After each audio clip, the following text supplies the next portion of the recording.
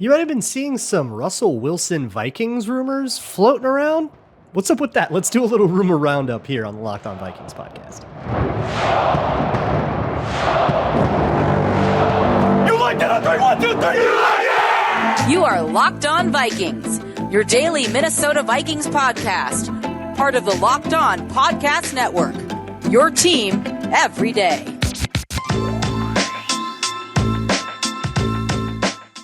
Hey, everybody. Welcome to the Locked On Vikings podcast, where we're always trying to learn something new. It's part of the Locked On Podcast Network, your team every day. And thank you so much to my hashtag everydayers, those of you who listen to this show every single day. I appreciate you all so much, and I couldn't do it without you. If you are new, hello and welcome. You can find this show wherever you find your favorite podcasts, anywhere you listen to audio podcasts, including SiriusXM. You can also find this show on YouTube or Amazon Fire and Roku. Just download the Locked On Minnesota Sports app. Today's episode is brought to you by Jase Medical. Empower yourself when you purchase a Jase case, providing you with a personal supply of 5 antibiotics that treat 50-plus infections. Get yours today at jasemedical.com and use code LOCKEDON to get $20 off of your order. That's JASEmedical.com. So I apologize that today's show might be a little annoying because I want to talk about two things that are going around that I think are pretty dumb, which are, one is a Russell Wilson Vikings interest rumor that's been floating a little bit today, or on Tuesday, and then also Justin Jefferson trade stuff that has been a hot topic of conversation the last couple of days. And I want to try to root out where that stuff came from, and the where there's smoke, there's fire kind of deal is, I think, an irresponsible assumption. Let's find the fire if there's fire, right? Or was it just that someone wrote a listicle and took it out of context, which happens a lot. But we'll also talk about the merits of those ideas, because whether or not there's any truth to rumors, we should still try to talk out exactly how we feel about them, right? So let's start with Russell Wilson. A lot of talk about Russell Wilson the last couple of days in football media and what the Broncos are actually going to do about their situation there. They're in a bit of a pickle. They have a big, giant contract, $200 million contract, 6-year deal, and they have completely torpedoed their relationship with Russell Wilson. That is a divorce. I mean, big time divorce. They are very, very upset with each other. And it's pretty clear that Russell Wilson isn't going to play in Denver next year. So how do they get out of this? The two options are trade him and cut him, right? And how you handle that cap-wise and timing-wise can change how it works out for everybody. Depending on who you're reading, you're going to get a different report on exactly which is more likely. So what came out on Tuesday that made everybody's hair go on fire was a Jeremy Fowler article, part of which mentioned that Russell Wilson could have interest in Minnesota in the event they do not sign Kirk Cousins. So this is we didn't get it done with Kirk Cousins. What's our next option here? But we don't want to go into the draft without a quarterback. What do we do? Maybe Russell Wilson is the option. So we're in that world where we've already decided that we are declining Kirk Cousins, and now we've got to look at this as an option, right? And regardless of how you feel about Russell Wilson possibly as a quarterback, it's not really what we're discussing today. Pretend you like him, and to pretend that you are part of a Vikings organization that wants to have him. I don't really agree with that, but for the sake of looking at what this would look like, we kind of have to decide that we are motivated to do it. So, put a pin in that. If anything does start to get more real, we'll talk about exactly how we feel about Russell Wilson's merits as a quarterback, but we'll do it later. So in that Jeremy Fowler article, it's an ESPN Insider article, he describes the whole Russell Wilson situation. You had the injury guarantee, the benching for Jarrett Stidham, that whole deal, big catastrophe. Now everybody wants to wash their hands of this, and Denver will have no issue kind of taking their lumps. They're going to take a really bad cap situation out of this, and they're at peace with that. They're going to do it. They say, we take that cost, we want to move on. So if he were to be traded, he would carry a $68 million dead cap hit for 2024. That's probably unfeasible. As much as you want to be aggressive about taking off Band-Aids, I don't think you can survive a season with a $68 million dead cap hit from one player on your books. That's pretty insane. We're freaking out about Kirk Cousins's. It's 28.5. Add 40 to that. I mean, that's just unreasonable, right? So there's a couple things that they can do to get out from under that. And one is they could, if they traded him, they could get a little bit of cap relief. So a lot of Russell Wilson's contract is tied up in signing bonus, which makes it really hard to get rid of profitably. Which is kind of the point when you signed him to a 6-year deal. You didn't think you'd be here in 2 years, right? So if the Broncos traded Russell Wilson, they would actually get $17 million off of the books. And that would go, that's all just guaranteed salary. That would become his base salary for his new team, for the Vikings or whoever. And all of the prorated bonus would accelerate, turning into a $68 million dead cap hit. If they just cut Russell Wilson, they would also still owe him the $75 million. So it would be an $85 million dead cap hit. So just a straight cut is probably impossible. And anything that is pre-June 1st, probably impossible. If they wanted to release Russell Wilson post-June 1st, that changes the way the rules work about cap space. Essentially, after June 1st, the cap sees that year as locked in, and any dead cap acceleration for prorated signing bonus and guaranteed salary that you've promised in future years, but now you're going to cut him and you still have to give him that money, will now hit your salary cap in the next year instead of right now. So you can defer it a year and sort of split the dead cap up over 2 years to make it a little bit easier to pay off. That's the point of post-June 1sting. So you still owe it, but you're not going to pay it all in one giant lump sum, which can make that particular year pretty hard, right? Spread the pain a little bit. So if they were to cut Russell Wilson post-June 1st, which you can do in March and designate it a post-June 1st cut, they would save $0 in salary cap space.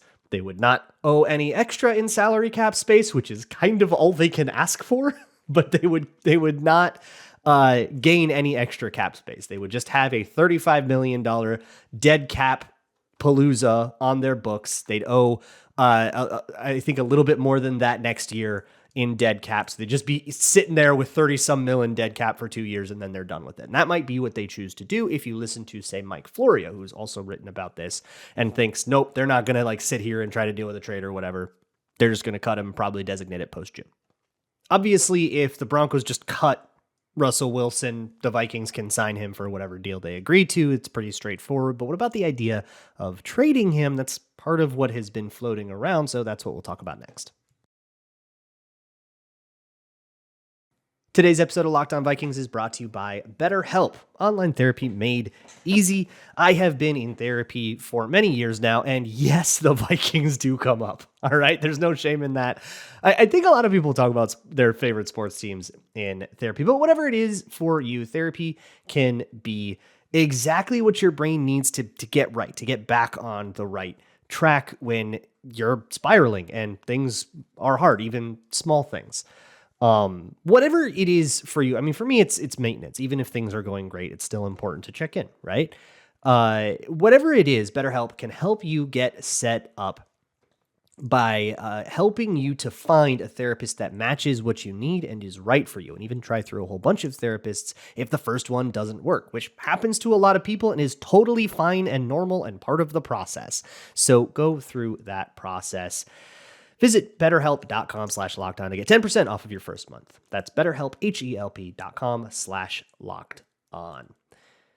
Today's episode is also brought to you by PrizePicks, daily fantasy made easy. Had a fantastic season of PrizePicks, prized picks on the Locked On Vikings podcast. If you tailed me all year, you ended up.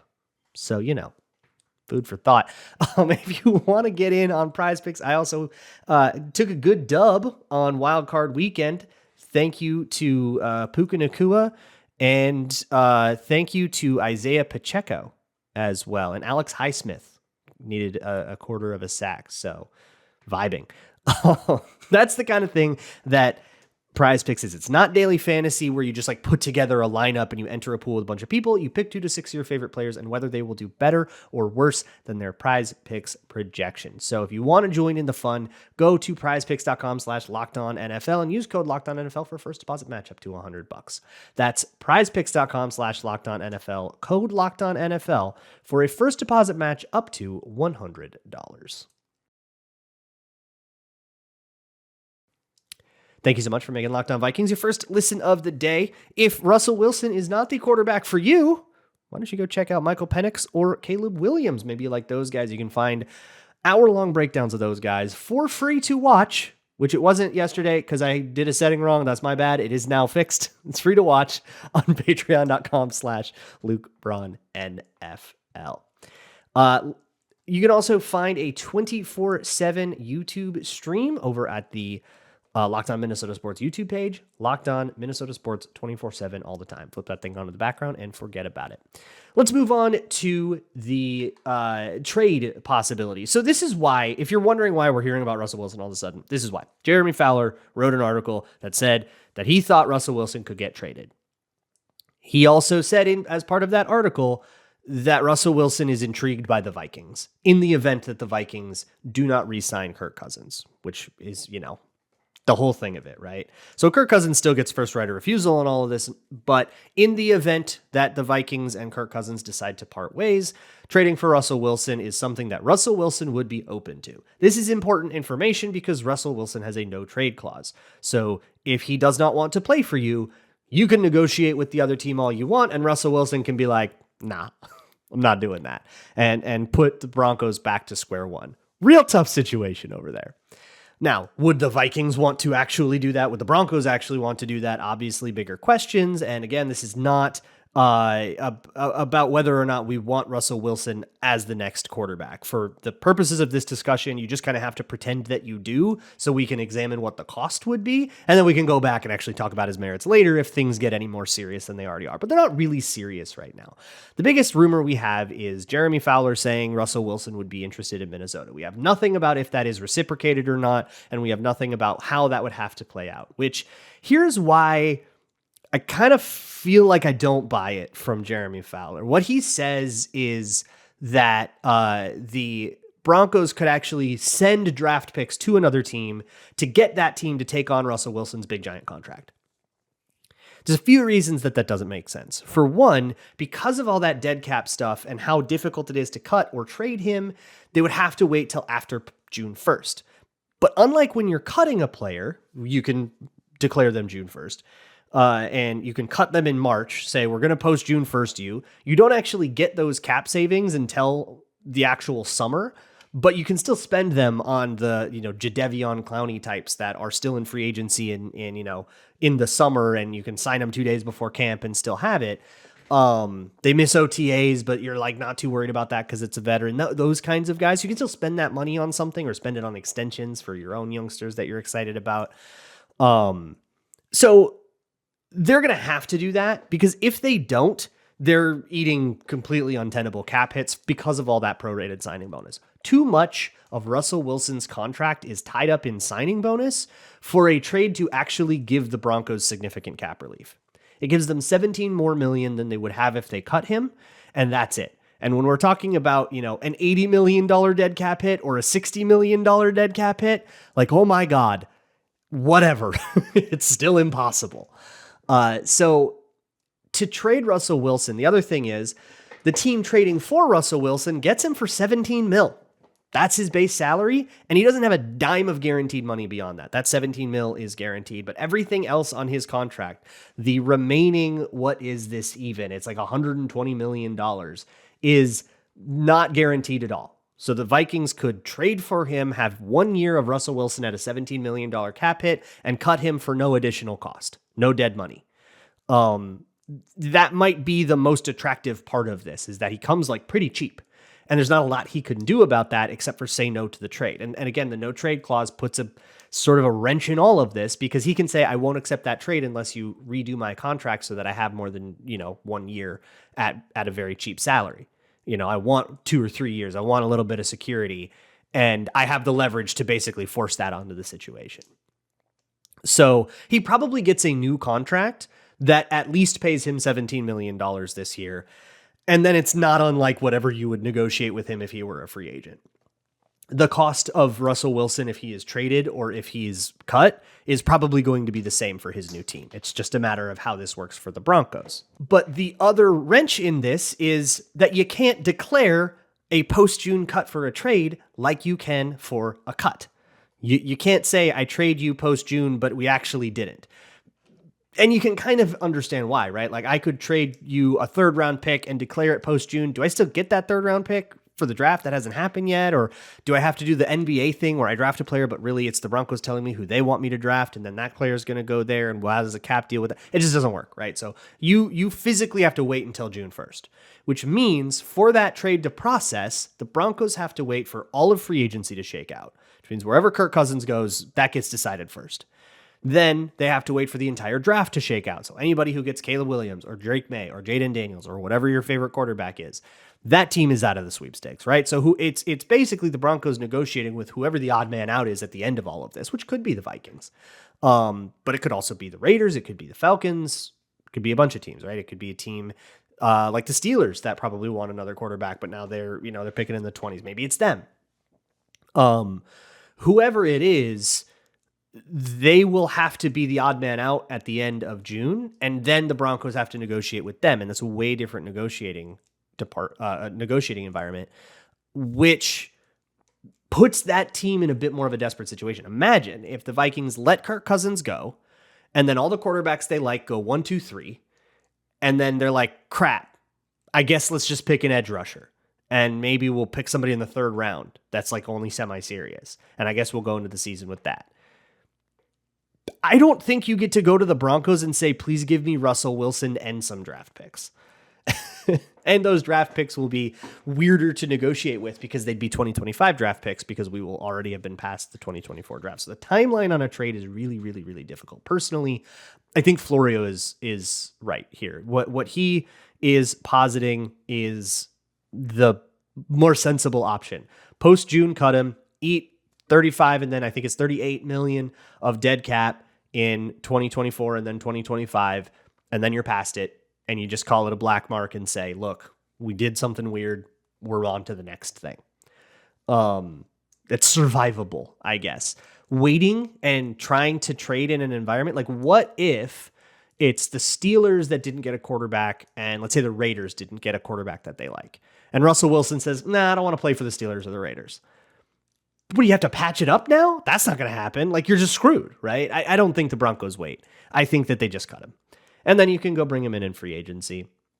However that transpires, it only will become relevant to the Vikings after the decision to sign Kirk Cousins has been declined. Like, only after that is a done deal do we even think about this. So we're still a long ways away from it, but you're seeing that rumor because Jeremy Fowler wrote that Russell Wilson maybe was kind of into the Vikings, and really no comment about if the Vikings were interested back. We still don't know anything about that at all. But then that gets picked up by the listicles and the trade websites and the aggregators on Twitter and all of those poison accounts that you're going to see screenshots of on your uncle's Facebook page. So be aware. The only thing that was reported is that Russell Wilson kind of thinks Minnesota would be cool. And that's about it. This is literally, it's a long way to go before anything materializes out of that. There's also this stupid Justin Jefferson thing. I also want to go through and figure out where that's coming from and if there's any real, is there fire where there's smoke, that kind of deal. So we're going to get into that next. Today's episode is brought to you by Jase Medical, and in particular, their Jase case. Stuff happens to you. Even in your own home, you can get a cut. That cut can get infected. That's a fairly common thing, or even stuff like skin infections or UTIs. Like, this stuff happens, and it's good to be prepared for it, because especially when you're dealing with a bacterial infection, a delay in getting your antibiotic prescription filled, which can happen because, there was a supply chain issue on the coast, or because you just live in a weird spot, it's hard to get that stuff delivered. That can be really dangerous, and time can be of the essence in those situations. So just be prepared. Have those antibiotics on hand. That is what the Jase case is. 5 different antibiotics that treat a long list of all kinds of infections that happen pretty commonly and are very easy to treat until you let them get out of hand. Then it gets really hard. Don't let it get there. Be prepared and expect the unexpected. Go to jasemedical.com and use code LOCKEDON to get $20 off of your order. That's JASEmedical.com. Offer code LOCKEDON to get $20 off of your order. Let me level with you. This is an episode about a whole bunch of stuff that isn't real. that Russell Wilson thing, that's not real. That's a fraction of a report, right? It's just one little aside in an article that's about something else.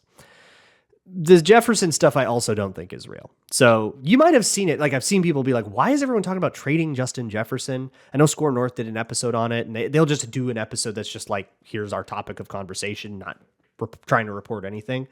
And maybe that got a conversation going, but I think it stems from a Bleacher Report listicle. Yeah, we're really in the high mark of sports-related media right now. A Bleacher Report listicle about trade destinations that proposed a trade of Justin Jefferson to the Cardinals for pick 4, a first rounder next year, and then like a 4th or something like that. However you feel about that, which, by the way, no. Justin Jefferson, if you're drafting a quarterback because you're trading up to 4, Justin Jefferson should be a part of that. Having a guy like that is so good for the guy's development, and you're just always going to get more out of Justin Jefferson than you will out of draft picks. Draft picks can bust. Justin Jefferson cannot. You need like 4 first-round picks before that starts to that value there starts to even out. I don't think I have to tell you that, though. That Justin Jefferson should, I mean, nobody trades their best player in their prime and like is happy about it, right? That only happens if Justin Jefferson is like mad and wants out and it's a, terrible situation, which we have every indication that it's not. I've spoken about that at length before. But either way, that was the listicle, and that idea came from a Pioneer Press article from late last week from Charlie Walters, who wrote a column, not a report, super different thing with super different standards. A column, not a report, about trading Justin Jefferson being the right move for the Vikings. I don't agree with the article at all. I don't agree with the column at all, but he gets to write whatever he wants, right? But the language of it is very, very important, right? It's all, well, it could be advantageous, and they are able to do this, and maybe this is what happens. This could be the best option, right? Very important language when you write for a newspaper to be very speculative, and all of it is coulds and woulds and maybes. And that's really important because Charlie Walters is not reporting. He is opining, which is, it is an opinion column, but it's just a dude's opinion. Agree with it or don't how you want. That's the point of media. I think that is what sort of got everybody talking about it. And then everybody gets to get their headline and get their talk out about it, right? I'm doing it too. But we have to put our like media literacy hats on, especially when it comes to columnists in newspapers. Because sometimes columnists do have actual journalistic sources that tell them things, but sometimes they're not allowed to share those things. You say it's just your friend in the organization, right? Because you've been covering the team for 20 years, you make some pals, and they'll say, "Hey, we're discussing this, or maybe this is happening, blah blah blah." But hey, don't tell anyone. And sometimes that will manifest into like an opinion article about, hey, this could be an idea that could maybe happen. Wink, wink, nudge, nudge. This has been a thing sometimes. And I don't think that there's anything wrong with that. It's just the way that sometimes these columns, oh, wow, that'd be a really interesting idea for an article. I won't say that I'm saying it's happening or anything like that, but I'll do a coulda, shoulda, woulda article, and that'll be my thing for the week. And I think it's just really important to understand that we can never have any idea when that is happening or if it's this time or not.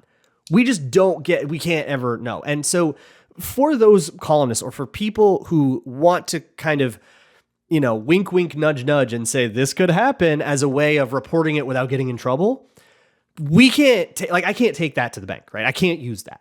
So I have no choice but to look at Justin Jefferson's situation absolutely no differently than I did the day after I found out that he wasn't going to sign a contract in August, which I remind you, and I will every single time, and I'm sorry if that's annoying, the Vikings said no to a contract. Justin Jefferson did not say no to a contract. Justin Jefferson and his camp proposed a contract, and the Vikings said, we want to keep negotiating after the season. That is the nature of the situation as reported by, I believe, Ben Gessling, who actually reported it, who said, sources told me this is the situation per the journalism work that I did. Not wink, wink, nudge, nudge, maybe this is, maybe this isn't, and I can't be held liable if it does or doesn't happen.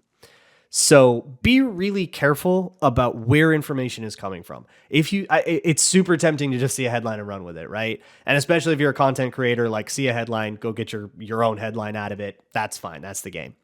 But for us consuming media, understand when people are reporting and when people are opining, and you will get your hopes up and down way less. You will be confused way less. You will have a way calmer sense of what is going on in the Vikings organization. And a little bit of patience never hurt anybody, right? We don't get to know what happens with Kirk Cousins until 2 months from now. 2 whole months before we get an answer here. So I wouldn't be F5ing a lot unless you've got a lot of stamina in your fingers, which I don't want to know anymore about. All right, this is getting off the rails. I will see you guys all tomorrow. And as always, Skull.